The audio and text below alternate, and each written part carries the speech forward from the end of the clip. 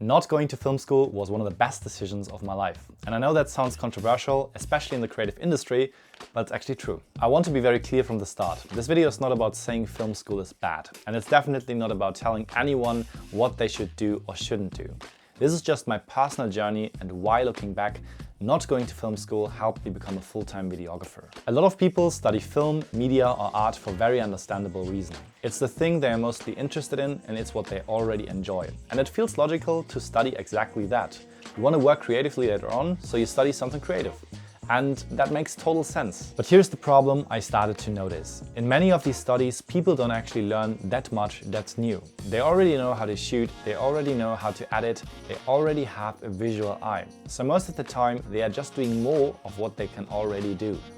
And then, after the degree, reality hits. Because suddenly, you're not prepared what actually matters in the real world. How to find clients, how to pitch your work, how to talk about money, how to negotiate, and how to handle objections, how to position yourself in the market. These are the things that decide whether you can live from this or not. And most creatives never learn them in school. So what happens instead is many creatives end up working in agencies or companies. Not because it's their dream, but because it feels safer. And suddenly you're no longer choosing the project, you're no longer choosing the clients, you're no longer deciding what direction you want to go.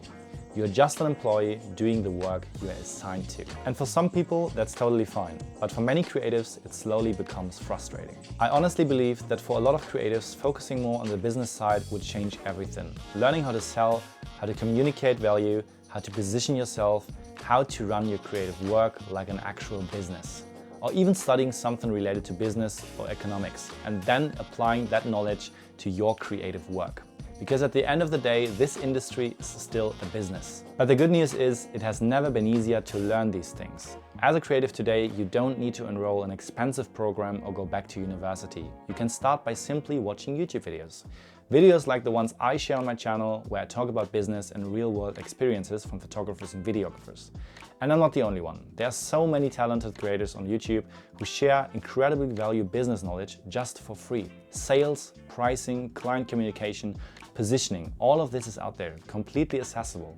Honestly, it has never been easier to educate yourself as a creative. One very practical thing that helped me early on was having a solid way to reach out to clients. Because one of the biggest mistakes I see creatives make is sending random cold emails to random people. They email to the wrong contact person, they pitch without context, they talk too much about themselves and too little about why the email even matters to the person reading it.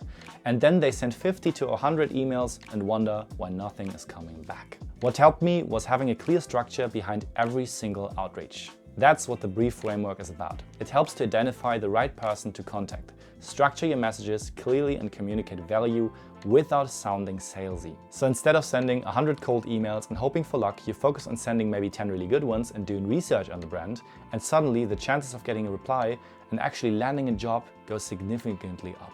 This is not a magic trick, but it's a very solid method, so if you want to check it out, you will find the email template via the link in the description. A few years ago, I thought about applying to film school myself, but a few things really held me back. First, the price. The cost per semester was incredibly high. Second, the focus. Most film schools are very centered around film production, which makes sense because they are film schools, and around the whole Hollywood-style process. But I wasn't interested in that.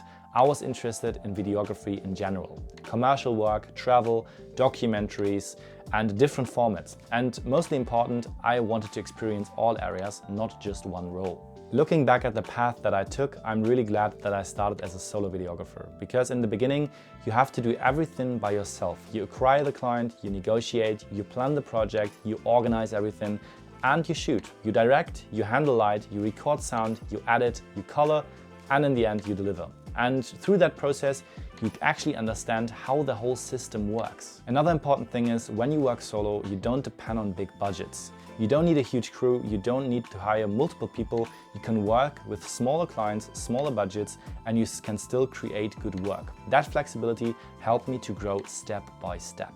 Today, I'm genuinely grateful I didn't go to film school, not because it's useless, but because the path that I took forced me to learn things I would have otherwise avoided. Business, responsibility, communication, and most importantly, decision making. And those skills are the reason that I can do this full time today. I'm not saying that this is the right path for everyone, I'm just sharing what worked for me. But if you are creative and you feel a bit lost or unsure how to turn your passion into something sustainable, maybe this is something worth thinking about. That's it. Thank you guys so much for watching this video, and I'll see you in the next one.